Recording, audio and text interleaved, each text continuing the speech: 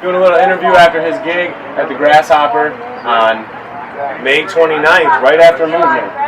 After Demp withdrawals. We had all the kids hanging out after Demp. Thanks for coming out, first of all. Well, my pleasure. Thank you so much.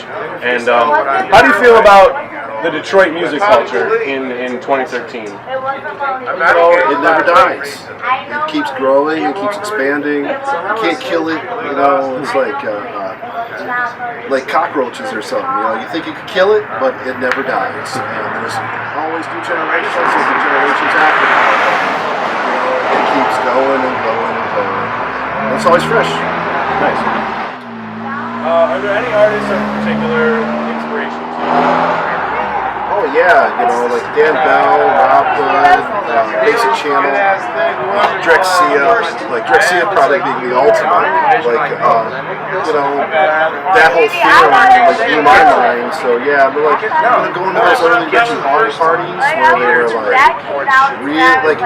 he was making like tons of money in Europe, and he would come here and he would throw shows where he would spend, you know, like, okay, this many people will come and pay this much money, so I can spend this much money on the party. You know, he would make zero profit on the party. He would spend it all on the party. Because he did that, we all thought he did that. Crazy production. It was very special. You know, it was a lot different than when I saw, like, you know, when I went to the Music Institute and saw Derek May play, you know, which was amazing. You know, like, it was like native tongue type time, you know, like, you know, Tribe Called Quest, and like, people dressed in super Afrocentric, running up the wall when the song was awesome and doing a flip and stuff. But like when Houghton did his parties, like post Boom, it was this whole like the production level, the sound, the decorations, the amount of effort that people put into it. It's like that's what I really believe in. It's like, you know, putting more effort into the party than you could possibly make back. You know, so that people leave with their minds totally blown and their lives changed. You know, so I really respect that. Please tell us about Interdimensional Transmissions, the artist, and what you have planned for the future. Right now, the stuff that's coming out right now is Erica, who played tonight, and who played at the Fest and our No Way Back show.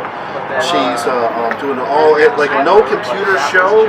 It's all analog gear, and she uses a sequencer that, like, she says controls all time and space. You know, whatever. It's some Star Trek answer or something.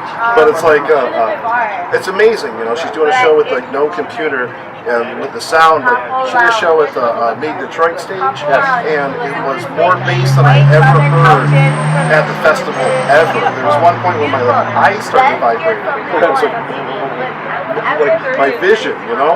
It's like, wow, that's incredible. Wow.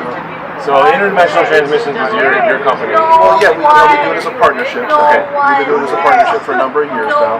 Eric is pretty much like my partner with the label. I founded it, and then Gerald was my partner for a while, from Drexcia, Doppler Effect, etc. You know, numerous other projects, but he transitioned and moved on to Berlin, or not Berlin, but to Germany, and you know, his SS obsession and whatnot, living under the Eagles nest, and like this kind of thing. So, you know, I brought in Erica because she was like perfect for it, and then she's like blossomed into the, you know, what I always dreamed would happen. It's like actually better than what I was. So it's great to see.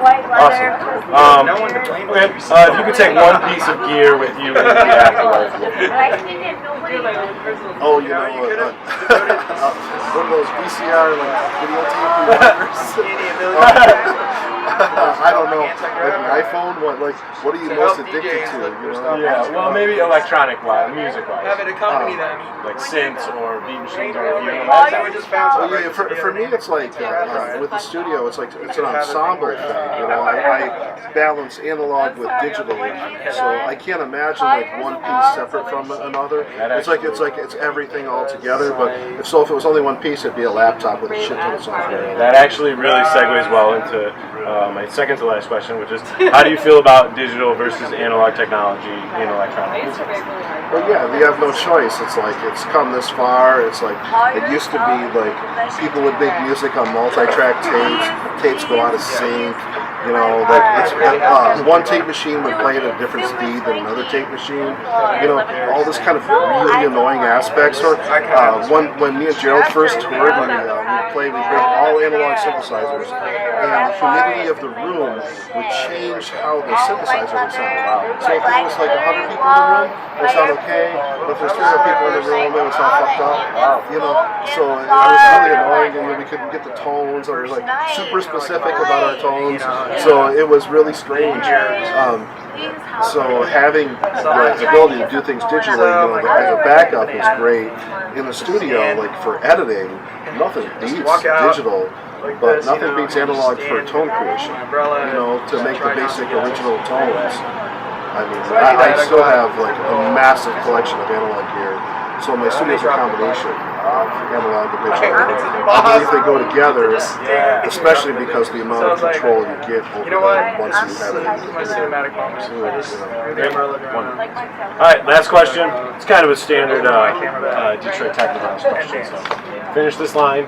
Ass, titties, ass, titties, ass, titties, titties. 2 asses, 4 titties. Yes! See, that's a Detroit guy right there. Brendan BMG from Interdimensional Transmissions. Thank you so much. My pleasure.